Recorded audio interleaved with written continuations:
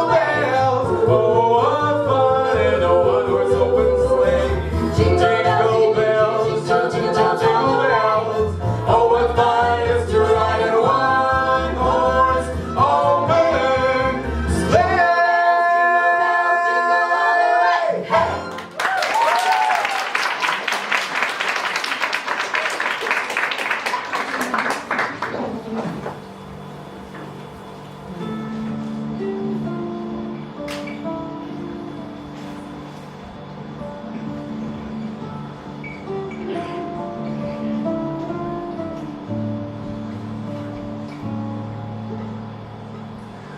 We three kings of Orient are buried in sweet Harold. Did you forget the words? Yeah, no, not exactly. It's just that there's a guy back there, he looks kind of confused. And you know, I think I know what the problem is. What? You know, we start this song with "We three kings of Orient are," and we don't finish the sentence. Huh? We three kings of Orient are what? Oh, okay. Confusing. Yeah, it's just a poetic device here. We three kings of Orient are is like saying we are the three kings of the Orient. You know, it's kind of like Yoda speak. You know, around the Jedi, a perimeter create. It's a little like speaking Kazakh. Well, yeah, Kazakhs put the verb at the end, so yeah. I think that cleared it up. That's good. Joke.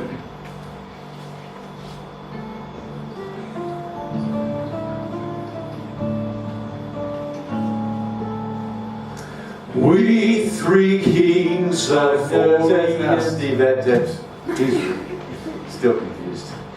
You know, I think maybe he read the Bible story, and in the story it doesn't say that they're kings, and it doesn't say that there are 3 of them, and I think that's the problem. Actually. Yeah, I can understand that confusion, but people came up with 3 kings because they brought Jesus 3 gifts: gold, frankincense, and myrrh.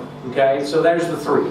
Kings, no, they weren't exactly kings. The Bible calls them wise men or magi. Okay, and so they were the smart guys of their day, the astronomers. They saw the star and they followed it. They had money, they had the means, and so they had kind of a royalty about them, but they were mostly from the Persian Empire. They were from Persia. Joe?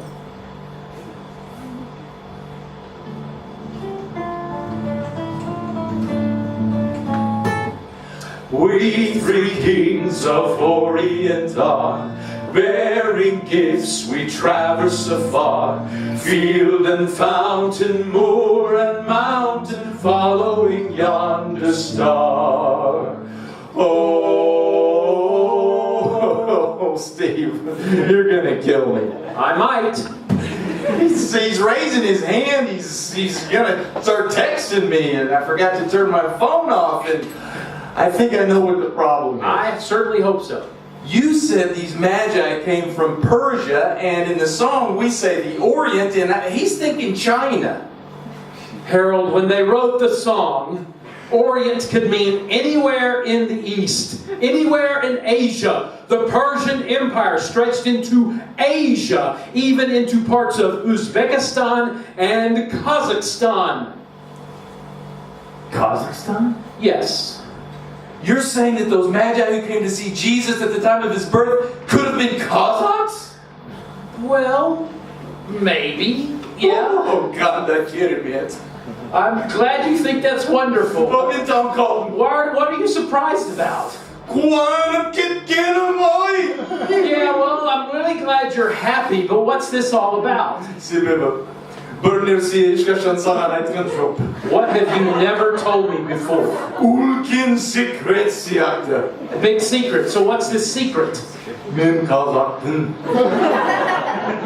You are a Kazakh. Da. Benim ata-babalarım Kazakhstan, Bering Strait arkalı Amerika'ya geldi. Your ancestors came from Kazakhstan, through the Bering Strait, and into America. Şunu Really? Benim amamın, papasının, papasının, mamasının, mamasının, papasının, papası, o Kazakh boy. So your mother's father's father, Papasının papası. father's father, Mümkündür. possibly was a Kazakh. Gelme. Oh, it's O great. Kazakh. Harold, we have a song to sing here. These people came to hear. Olsa Kazakh kimin kim? You came with Kazakh clothes. Jesus. Okay, all right. All right, if this will get us through the song. O Kazakça öğlen. Kazakh ben söylediğimiz gerek. Okay, all right, it's a Kazakh song. We'll put on Kazakh clothes. We'll sing our song. Okay, all right. Oh, Jenny. Where are you going now, Harold? People are waiting. Okay, so you found a dobra player, the traditional Kazakh instrument. Bırakov katı Kazakh imiz. Yeah? On Sarabalama. Baskiyim. Kirgiz. Bırak berber. Oh, Dobra tartan. okay, he plays at Dombra, and his name is? Onun adı Jandos. Jandos. Okay, all right. Osdan keyin ağzınca gerek yok. Gerek yok mu? Tek ana Kazakça. Harold, that would be nice, but this is the Kazakhstan English language theater. We at least have to have subtitles. Subtitri надо. Можно? Молодец. Данин. Бастек.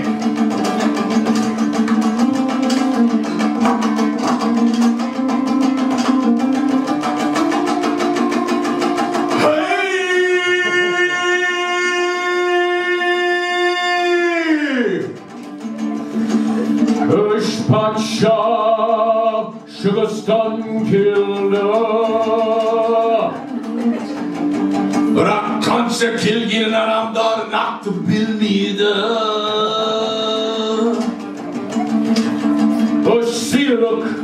Ошилық бен келді. Және олар патшалар емес деп айттың ғой.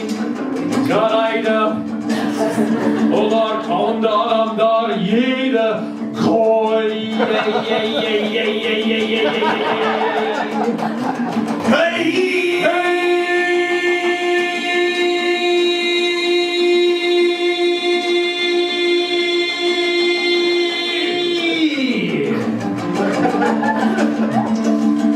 Christmas деген мейрам туралы ең соңғы сөз айтқым келеді. жарайды, таңғалмадым, естігім келеді.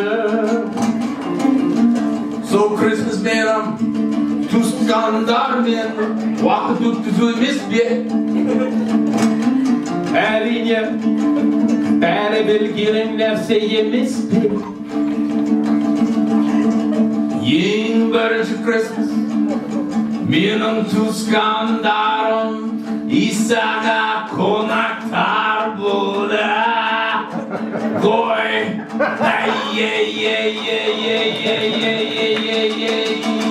Он молодец.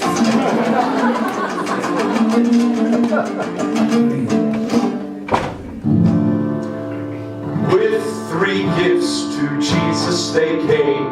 Maybe Kazakhs, we don't have names. Field and fountain, my relatives follow Christ are the same. Oh,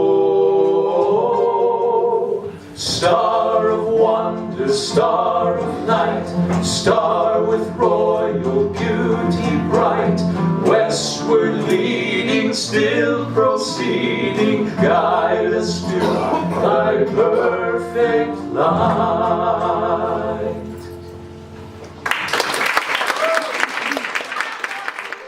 This true story is about how loss affects life, but doesn't end it.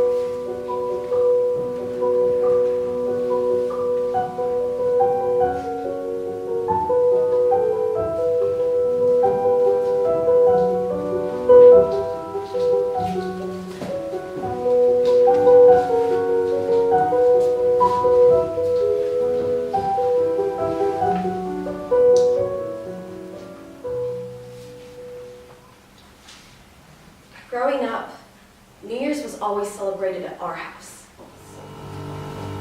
Whenever the time came, my dad would take me and my siblings and we would all go decoration shopping together.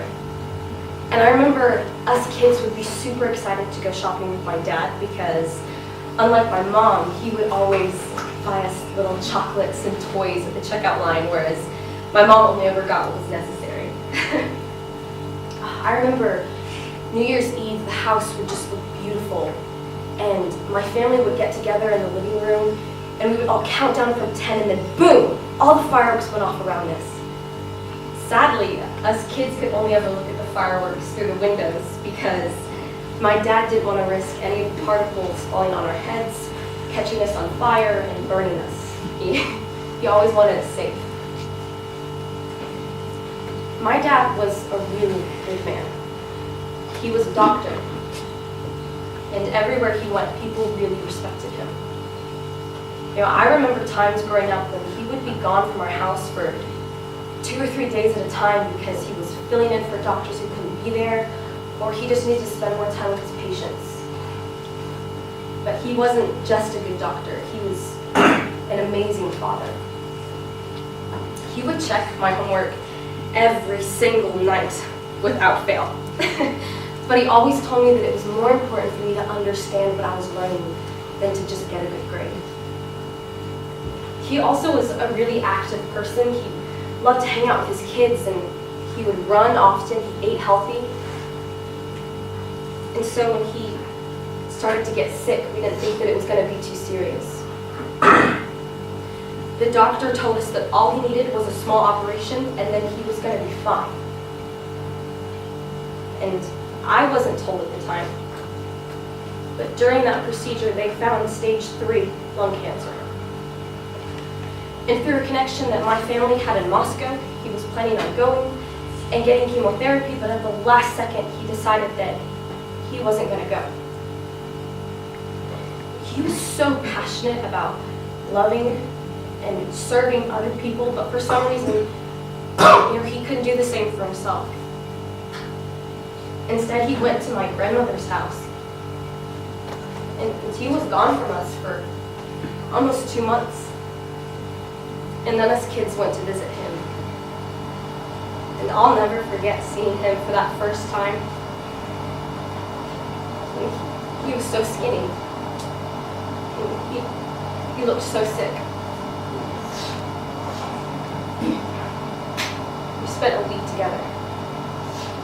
But it was hard for us to see him that way. And he didn't like his kids to see him in pain. So I remember giving him one last hug, getting in that car, driving off, thinking, he's gonna get better. He has to. My mom stayed behind with him, and us kids were at my aunt's house when 3 weeks later, they told us that he was gone. And my little brother, he just broke down crying right next to me, but I couldn't believe it. He was supposed to see me graduate. He was supposed to see me get married. He was supposed to see me make him proud. He was supposed to always be there. And someone asked me recently, if I could talk to him one last time, what would I say? And the first thing that came into my head was just, why didn't you fight? Why didn't you fight to stay with me? And with Mom and with all of us? Why didn't you fight to stay with us? But also, thank you. Thank you for loving me and showing our family what it looks like to live life devoted to serving and loving on other people. And after he passed, we wouldn't celebrate New Year's at our house anymore. We'd always go to relatives. And I'll never forget that first time celebrating after he was gone, and our family was all in the kitchen, and we counted down, and boom, all the fireworks went off. And we were still looking through the windows. It's been 13 years. And time heals a lot. Actually, for the first time, my family celebrated New Year's at our house last year. And we didn't put any decorations up or anything, but I'm really hopeful that one day we will again.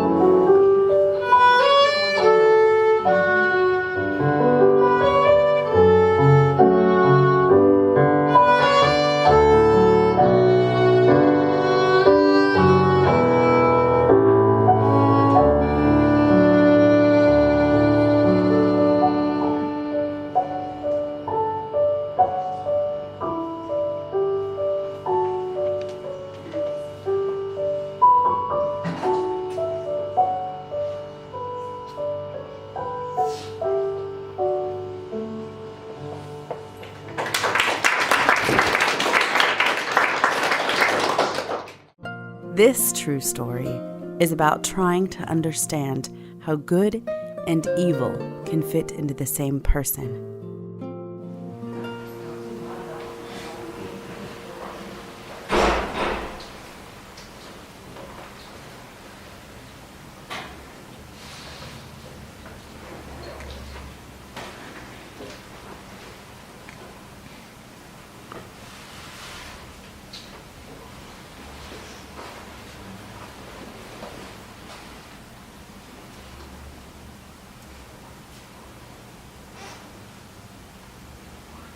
In our culture, we don't question our parents.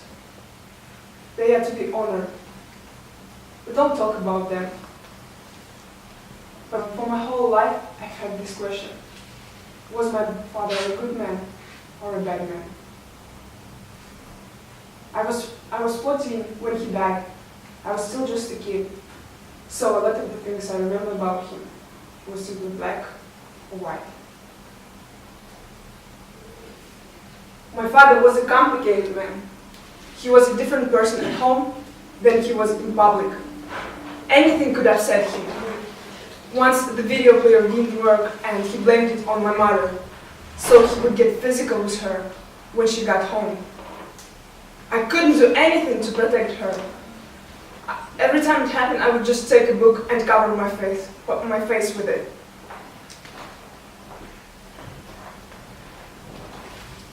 But while being strict at home, he did something incredibly kind for other people. It was a hard time for our country after the Soviet Union collapsed. In those times, people didn't do kind things for one another, especially if they would get nothing in return. But my father did do something kind when no one else would.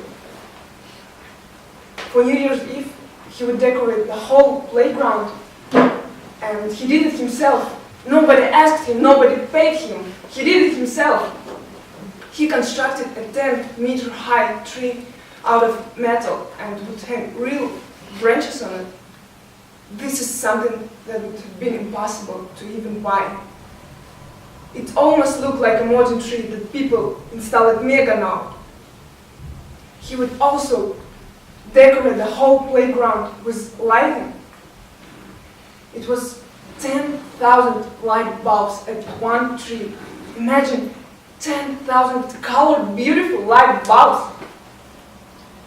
He would paint each and every one of them with different beautiful colors. It was amazing. When everything was finished, the sight was magical. People would come not only from our neighborhood, but from all over the city to see what my father had done. He would put in a speaker system to play music, and it would be a big party like a disco. The first year he did this, around 100 people came. And by the third year, there were 500 people. It was like Soviet Times Square. I was so proud of him. People called him Daddy Serежа, and they would ask me, "Are you the daughter of Daddy Serежa?" And I would say, "Yes, I am." It was such a big deal that the TV channels would come to interview my father. And they would ask him, "Why do you do this?" And he would answer, "Because people are not wolves. They are here not only to get, but also to give." The most interesting thing was when they interviewed him, he never showed his face. He would only stand with his back to the camera. I don't know. I think it was because he didn't want to take the credit. People admired my father because they only saw the kind part of him. They would call him a hero and a superstar. They looked at him like he was some kind of saint. They really admired him. But for me, it was hard. Because They didn't know him. Yeah, he was difficult with his own family. But that didn't stop him from being nice to other people. I think both ideas filled his heart equally. He was both white and black. As a child, I wouldn't have felt how I felt about him. He was my dad, and every kid loves their dad. It's only now I understand how imperfect your parents are. No one is 100% good, 100% bad. And I don't know what motivated him, what he did on New Year's. But it doesn't matter, you know? People were smiling. For that one night a year, everyone was happy. And this is because of my father. And that is something I can be proud of.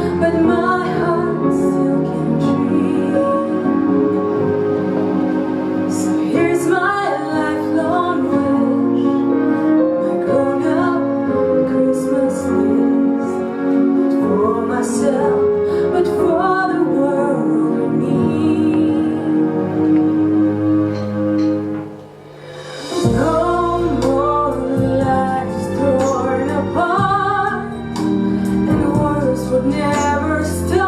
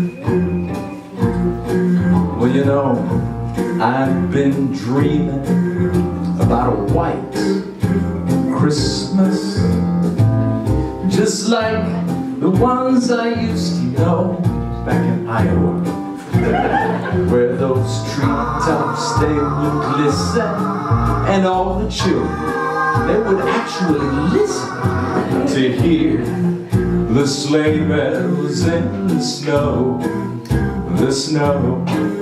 Well, I've been dreaming about a white Christmas with every Christmas card I write.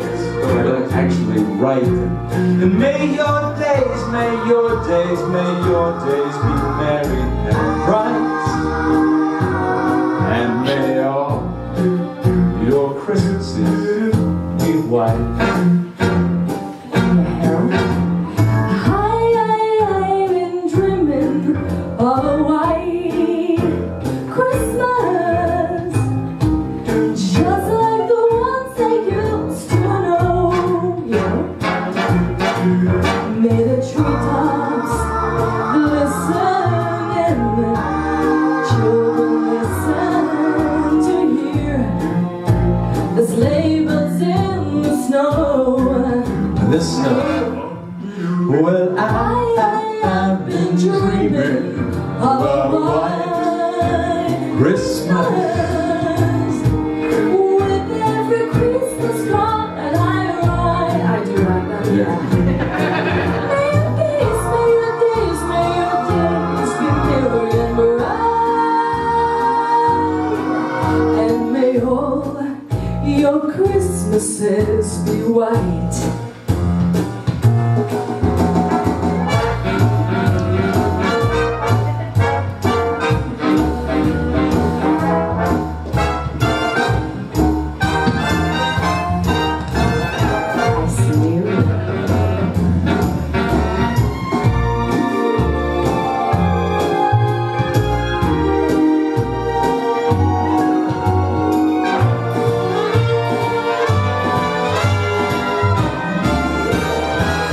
Best move. I've been dreaming about a white Christmas with every Christmas card I write. May your days be merry and bright,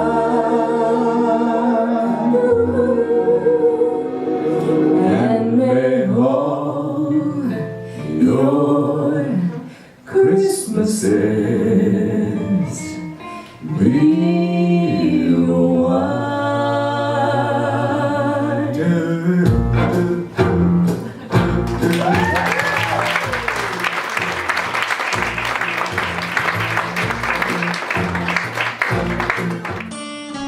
This true story is about finding unity among differences and home away from home.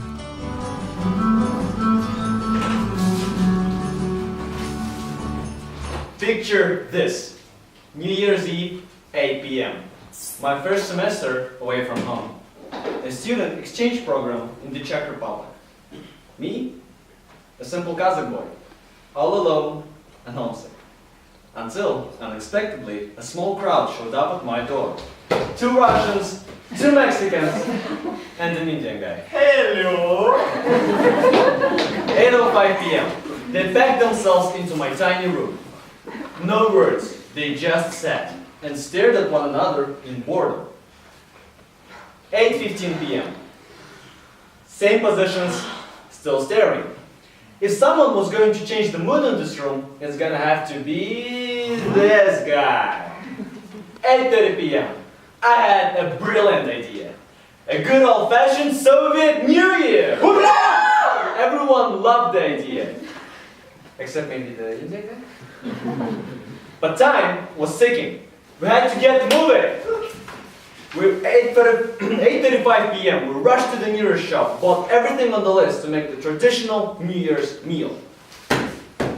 Ingredients for all of you. Check! Drinks. Check! Chips. Check! Burgers and fries. Check! Check! We were students. 9:01 p.m. Back to the dorm. We smiled and waved to the guard. up to the 5th floor. I sent the Russians to prepare the olovye and the Mexicans to get the drinks. Then I asked the Indian guy to find the Santa suit. He just looked at me with that face. So I told him, go find the Santa suit. And I kicked back, relaxed, and started watching с легким паром. Everything was perfect. No. Wait, something was missing. We forgot the most important thing. The tree!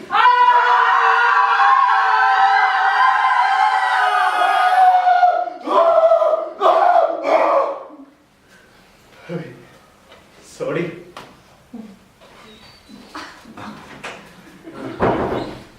9:30 p.m. We rushed out of the dormitory, desperately trying to locate the closest tree shop. The night outside seemed to be a peaceful scene until 2 Russians, 2 Mexicans, an Indian guy, and I came running like madmen through the city in search of a tree shop. Finally, we found it. We grabbed the door handle. Closed. At that moment, we nearly lost all hope to make our New Year special. So with our heads hung low, we dragged ourselves back to the dorm. 10:15 p.m. The dorm guard asked us why we looked so miserable. We explained, and then, with a twinkle in his eye, he disappeared. Is he going to help us? Suddenly, he reappeared with something in his hand that would save our New Year. Hey, saw. He told us that there was a forest nearby where we could get a tree. Illegally, of course. Then, gave us a strict warning. If anybody asks you, you didn't get this from me. 10:30 p.m. Again, we were once on the run, but this time in search of the forest. We were already tired from the previous rush, and we were freezing to the bone.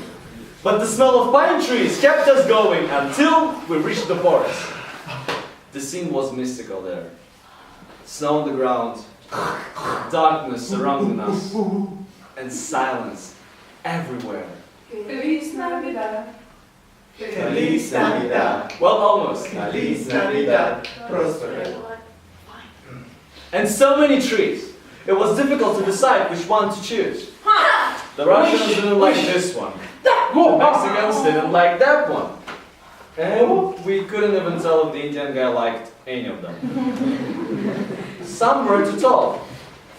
And some were too round. It took us some time, but finally we found the perfect one. So we cut it down. 1, 2, 3, teamwork! 11 p.m. Taking the tree back to the dorm was tricky. What we had done was illegal, and we were terrified of being caught. So every time we saw the lights of a car, we would desperately try to hide. Do you know how hard it is to hide when you're carrying a tree? Good thing I wasn't wearing a bright red Santa suit or anything. 11:45 p.m. We were finally back. The dorm guard burst into laughter when he saw us. The tree almost wouldn't fit in the elevator. But bending it up a little, we made it work. Then we all squeezed in along with the tree. 11:48 p.m. Time to decorate! We stuck the tree in a big bucket of bleach. Then we ripped paper out of my notepads. Then we cut, folded, and crumpled it up. We drew some smiley faces, cut out some stars, and all the other stuff. 11:57 p.m. The decorations were finished. Hey! But we had no hooks, so we just stuffed them in the tree.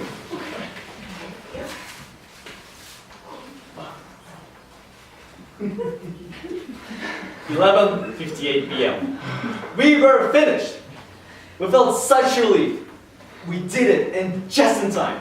We stood there staring at our beautiful tree with our not so beautiful decorations.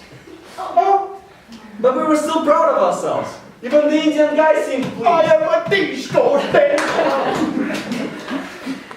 11:59 p.m. With 1 minute to spare, the Mexicans poured the drinks, And we, full of joy and relief, toasted one another. In that moment, even with 2 Russians, 2 Mexicans, and an Indian guy, I felt like I was home. Selfie!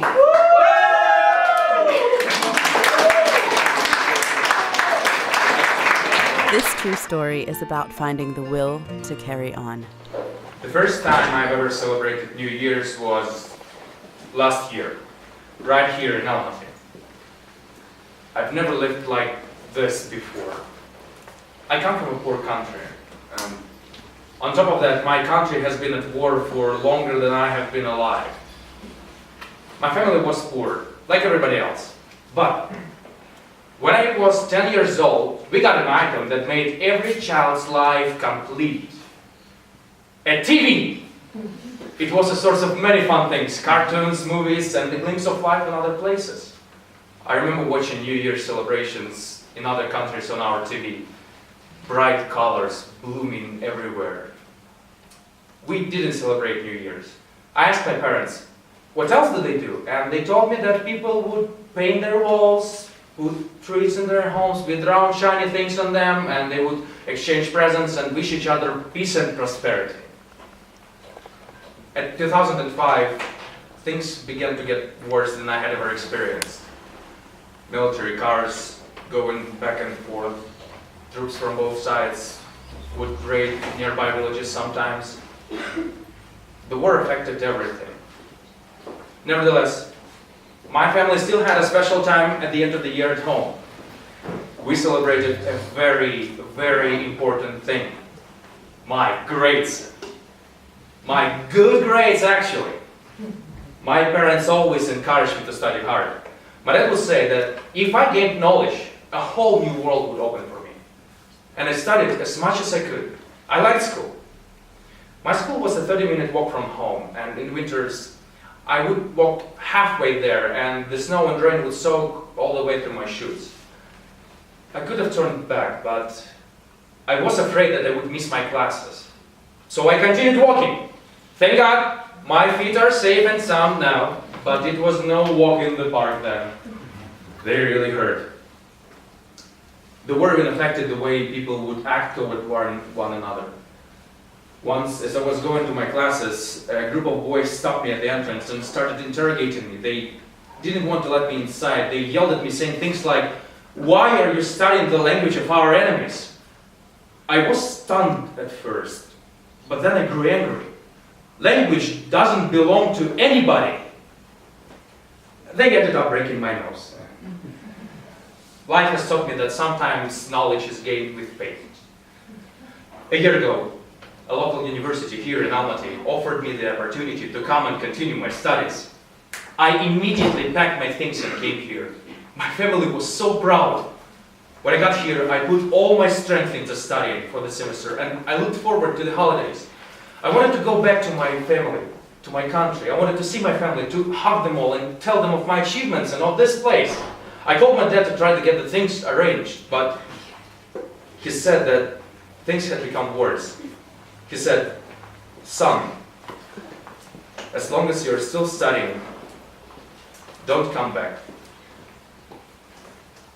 I don't have many friends here, and I didn't want to be alone. Thankfully, a local friend invited me to join him and his family for the New Year's celebration. I've never seen so much food on one table before. There were different vegetables, meat, apples, mandarins, and so much olivier. After we finished all that dinner, we went with my friend to the new square to see the tree and watch the fireworks. The tree was huge! It had the largest decorations I had ever seen in my life. Big spheres of different colors and the large star on top. We were surrounded by endless crowds, all counting the seconds until the midnight. 5, 4, 3, 2, boom! Red, green, orange. Particles were flying everywhere from the center out like bright flowers, booming, booming, boom, boom, boom. Then I remembered. I was listening to the explosions of fireworks But the only explosions my family might hear that night would be of bombs. I felt like I was a dark spot in the midst of all the light around me. Here I was cheering with other happy people, but it was only possible because of them, my family. I am here, and they're still back there, in an old house, with wet clothes, with shortages of food and water, and war raging all around. My favorite quote is from Nelson Mandela. He said, "Education is the most powerful weapon that you can use to change the world." I will press on, and one day I will get them all out, my whole family, my mother, my father, my 3 sisters, my 3 brothers, all of them, no matter how long it will take. One day, we will reach the peace and prosperity that everyone wishes each other at New Year's.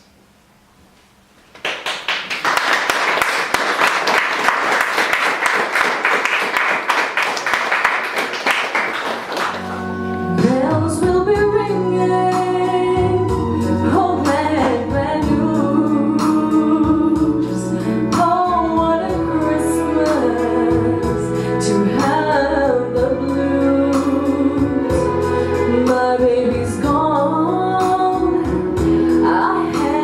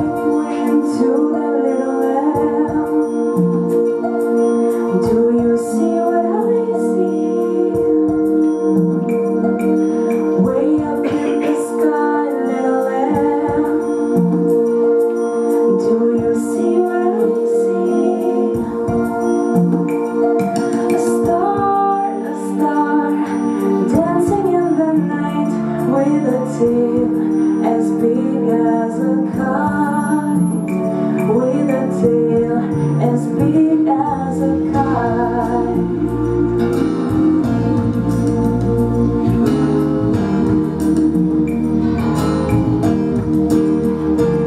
Said the little lamb to the shepherd boy, do you hear what I hear? Ringing through the sky, shepherd boy, do you hear what I hear? A song, high above the trees, with a voice as big as the sea, with a voice as big as the sea. Said the shepherd boy to the mighty king, do you know what I know?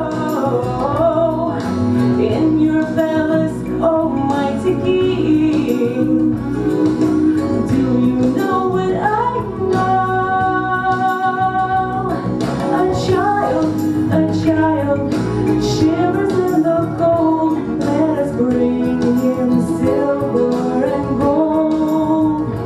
Let us bring him silver and gold. Do you hear what I hear?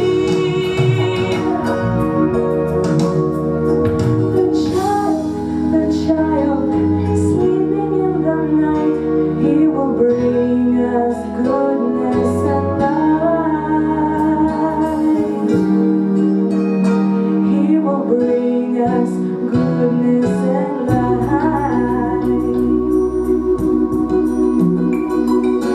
Do you hear what I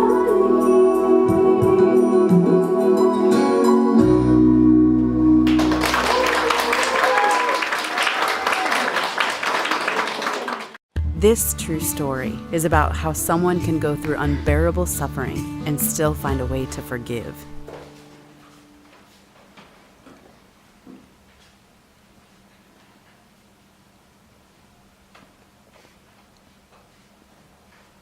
I had dozens of brothers and sisters, but not what is considered a traditional family. I felt alone in a crowd full of people.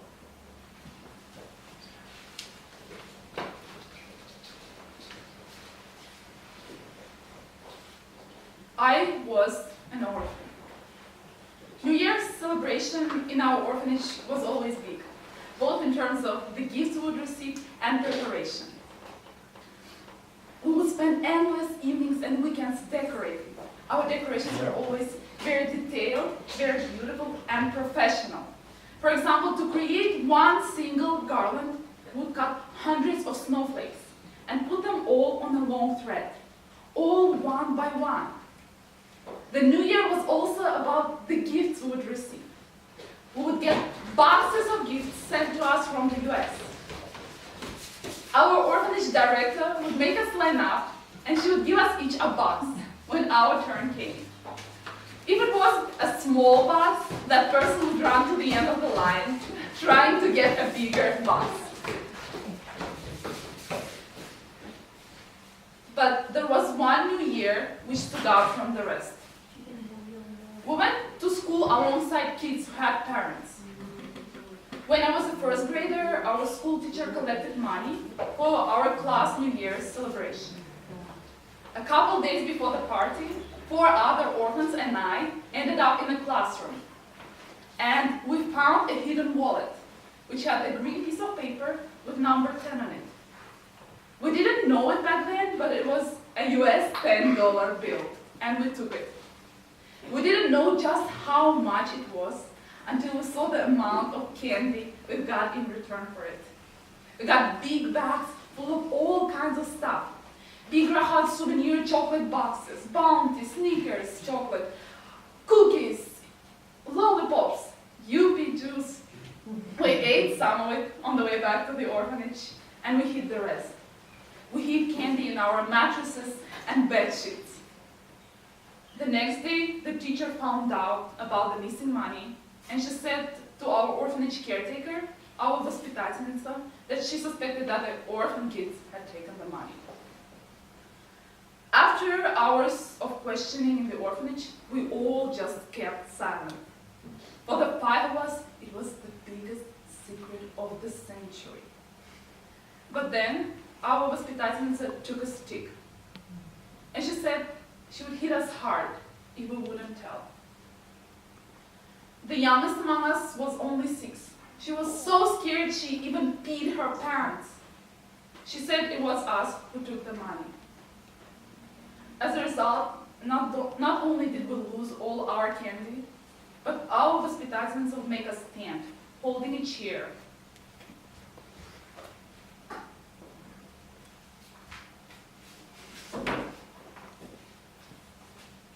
Over our heads with our legs bent. If anyone would try to stand up, would be spanked severely. Anytime we did anything wrong, they'd whip us with telephone cords, make us stand under scalding hot water, would be given no food for as many as 3 days. Sometimes they'd take us by our hair and bang our heads against the wall. But the worst thing was, when I was 14, our воспитательница forced my friend and I to strip naked and wash floors in front of all of the other children.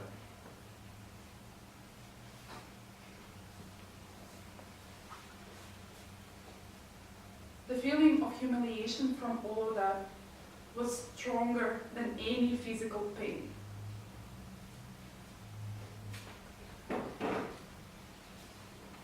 After I left the orphanage, I thought I finally got the freedom I had been dreaming of, but I wasn't free. The abuse followed me wherever I went. Even though the scars from these punishments disappeared, the scars in my heart seemed forever there. They were burning me in the form of unanswered questions like, why me? Then I met someone. My father. But not my birth father. I had a friend who had been helping me a lot when I left the orphanage, and there was something different about her life. Like me, she had pain from her past, but she seemed free. When I asked, she said it was thanks to her father, Jesus. And I thought maybe he can help me too. So I said to him, if you exist, I don't want to hate anymore. Please, give me strength to forgive. As an adult, I was able to find my birth mother. All my life, I dreamt about the day how I would meet her, how I would look her in the eyes and curse her for destroying my life and for stealing my childhood. But on the day we finally met, none of that happened. I did look her in the eyes, but I had no words because I didn't feel the hate. I can't tell you that I love her like a daughter should love her mother, but I can tell you that I was able to forgive her. And I felt free. I'm no longer an orphan. I like it how my father says, a mother may forget you, but I will never leave you. And you know what else? Hey. He gave me brothers and sisters who are also part of his family.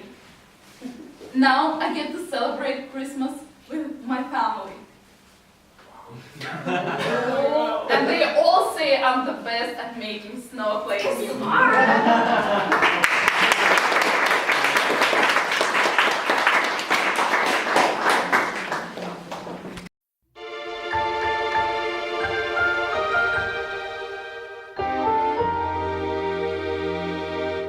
Have yourself a merry little Christmas.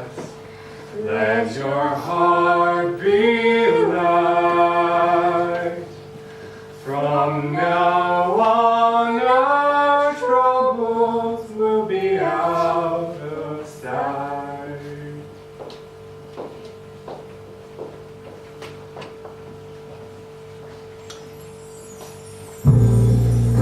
Have yourself a merry little Christmas. Make the Yuletide gay. From now on, our troubles will be miles away.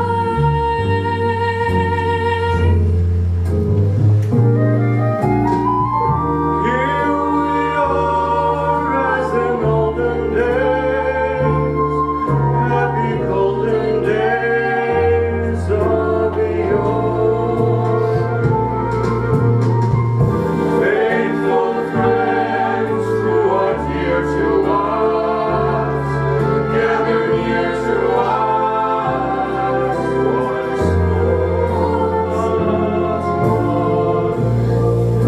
The years we all will be together, if the fates allow. Hang a shining star above the highest cloud.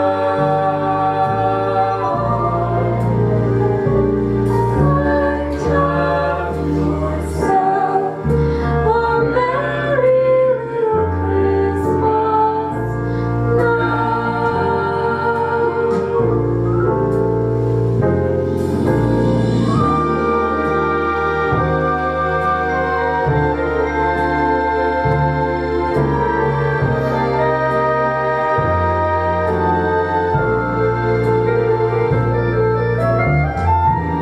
Faithful friends who are dear to us, gather near to us once more. Through the years we all will be together, if the fates allow. Hang a shining star upon the highest cloud. And have yourself a merry little Christmas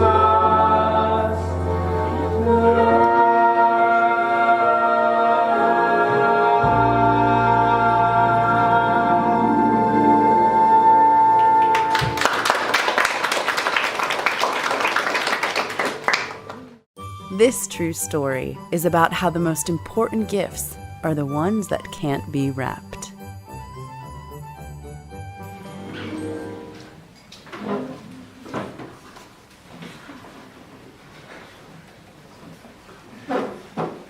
When I was 10 years old, I received the best New Year's present ever. As a little boy growing up, I remember there were 2 days in the year that I couldn't wait for. My birthday and New Year's Eve.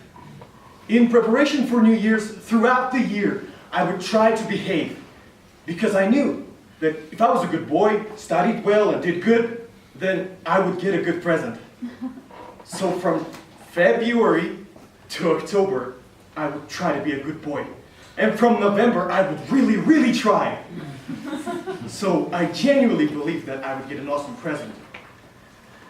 I love New Year's because of all the festivity. The numbers for the new year could be seen everywhere. my mom's special strawberry cake, the fireworks, and of course, the present. I remember that year I dreamt about PlayStation 1. PlayStation! Whenever I was about to misbehave or do something wrong, I would hear a voice. PlayStation! And I would say to myself, no, remember the PlayStation. And I would stop myself. It was December 1st. My family and I were out having fun in the snow. We're playing snowballs, making snowmen, and just having a good time. When we came home, I opened one of our closets and I see that there's a costume of Santa Claus there. I really believed in Santa, so I didn't know what to think of it. I came to my dad and I asked him why Santa's clothes were in our closet. And he told me, long ago, before you were born, I went to the North Pole and became good friends with Santa. So his clothes are his gift to me. All I was thinking is, wow, my dad is best friends with Santa. That means I'm gonna get the best present ever. That just made me even more excited for New Year's Eve to come. That December went so slow until finally it was December the 31st. Everything was ready. The New Year's tree with beautiful red lights on it. The silvery tinsel everywhere in the house. The smell of bish paramak filling the room. And on TV there was President saying something. He was saying something. Finally, the clock struck 12. My dad led me to our balcony to watch the fireworks. We stayed there watching all the colorful explosions, the red ones, the blue ones, and even the ones that were shaped like stars. But the only thought in my head was, PlayStation! Then my dad led me alone on the balcony. I stayed there to give him some time to put my present under the tree. I decided to watching my breath on the freezing air so I wouldn't get too excited and turn around and peek. After what seemed like 3 hours, my dad finally came to get me. I couldn't wait to turn around and see this huge box with a red, big, shiny bow on it. But as I turned around, I saw nothing. Under the tree was nothing. No PlayStation, not any box at all. I thought maybe it's a game and the present was hidden somewhere. But I couldn't find it. I looked at my mom and her face let me understand that there wasn't any box to be opened. My father smiled and he gave me this VHS tape. This just made me even more confused. What should I do with this? Is this my present? What is it? So I put the tape into the player, and on the screen, I saw Santa! Santa! And he was talking to me! And he was saying that he is sorry he couldn't make it to my house this year, but he wanted me to know that I am in the list of the best kids in the world! At that time, I remember thinking, I'm the best kid in the world. Like, there are so many kids out there, perhaps 500 or even more.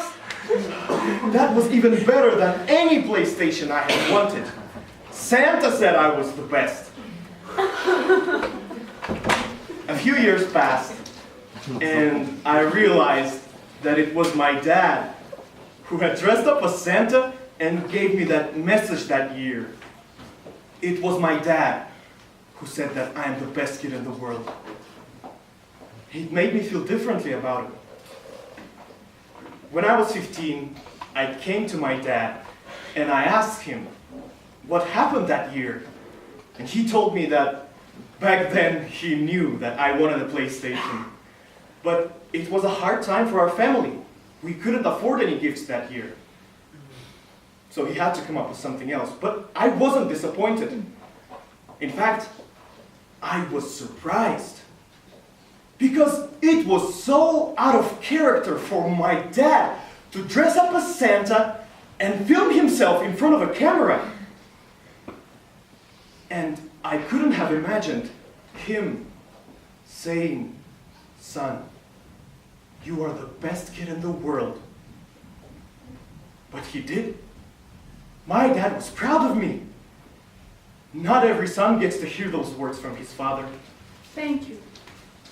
Thank you. Thank you. Thank you. Thanks, Dad.